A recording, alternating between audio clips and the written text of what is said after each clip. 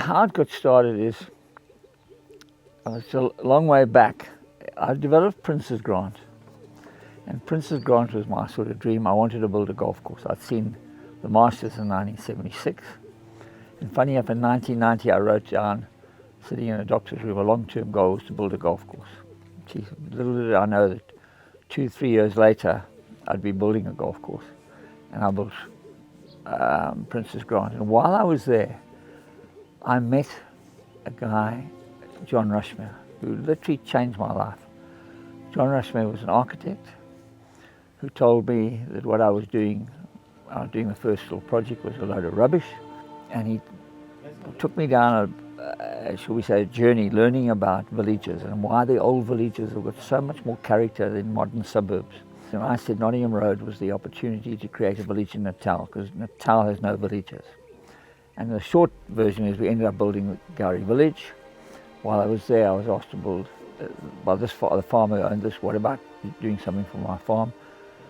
And I said, why don't we just put a small golf course on it, and we'll add this, it's a facility which would do well here. I then got Peter Makovich involved, who'd done the Prince's Grant, and I said to Jubby, who was my partner then, if you guys send me to America again, and Britain, I'll build a golf course, because 3 of the top 5 courses in the United States are built by amateurs. You know, Pine Valley, which is always number 1, was built by a hotelier. Pebble Beach was built by 2 amateurs working together. Marion was built by a club member who was sent across to Europe. Even the National Golf Links was built by C.B. MacDonald when he started out. Our target was just to get a course that was just like a little country course. We had no big ideas, and it was just, shall we say, the response was overwhelming, and it suddenly got rated in the top 50 courses of South Africa, while it was still in sort of a short course, and then it got rated as the 4th best short course in the world outside America. And that's really what got me into it. And then I thought we'd never build an 18-hole course until Jubby said, let's look at selling it. So I said, let's get the approvals first. And when I had to do the research, the approvals, I realized to be sustainable, we needed 18 holes. And then I got, that then led to the 18 holes coming about. It's very much an interpretation of how I feel golf should be. I love the old classic courses where I identified that, you know, your tees are close to the ground. Very seldom do they build up tees and that. The fairways use the natural ground with very little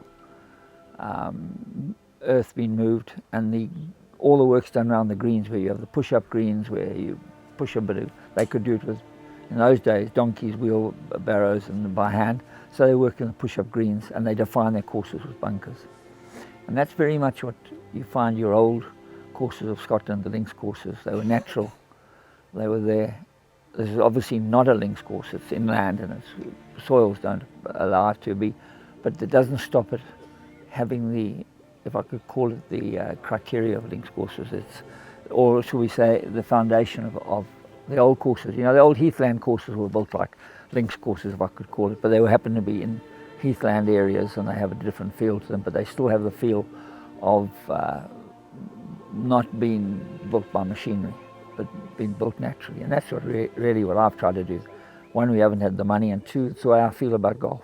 This area, Nottingham Road, is really special, and I think what makes it so special is the people here. And this club has really become our home.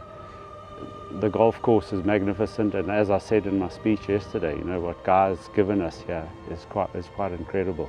And as you can see for yourself this morning, really special. So we love it here. Yeah. So Gowrie Under-15 Championship, which is hosted by us, and it's run by GolfRSA, who are a magnificent organisation. Yeah, and my son Matt played in GolfRSA events for many years, so we wanted to give something back. And I got to know the guys pretty well at GolfRSA, watching Matt play and meeting them at the tournaments. And I got Eden Thompson here years back, and I said to him, come on, we want to have a GolfRSA event here. And that's how it started. Yeah, they agreed to let us have an under 15 event. Yeah, and it's grown from there.